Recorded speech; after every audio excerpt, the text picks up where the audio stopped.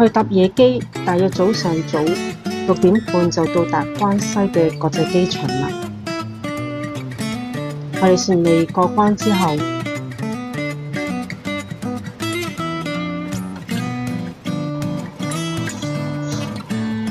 去到行李帶，好快就攞返自己嘅行李啦。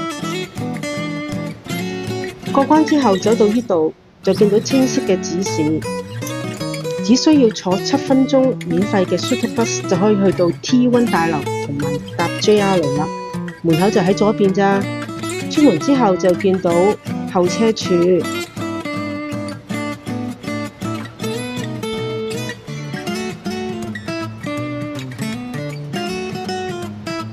司機一見到我呢，都好主動嘅係幫助。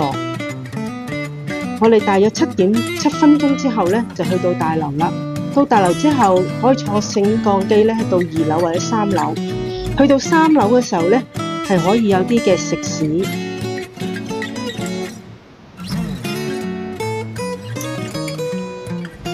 呢度可以有啲唔同嘅餐廳，我哋幫襯過呢間，見到唔少當地嘅人喺度食，價錢實惠，味道都唔錯㗎。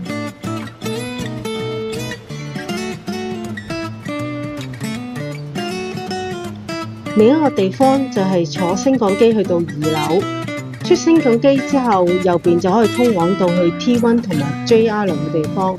呢一層仲有超市添，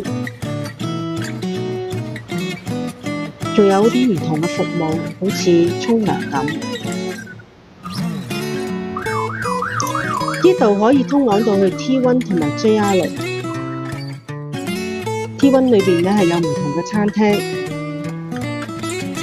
經過呢條通道之後，就到達大堂啦。大堂嘅左邊呢就係可以搭 JR， 另一邊呢就可以買票。如果想揾好嘢食呢，就直入去到呢度。呢度有好多嘅選擇。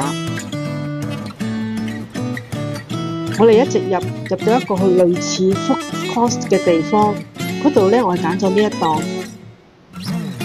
材料豐富又好味，仲加咗呢啲添。我哋返港之後呢，都係坐特急 JR 輪呢去到機場嘅，然後再轉坐呢個 shuttle bus 呢去到 T2 大樓。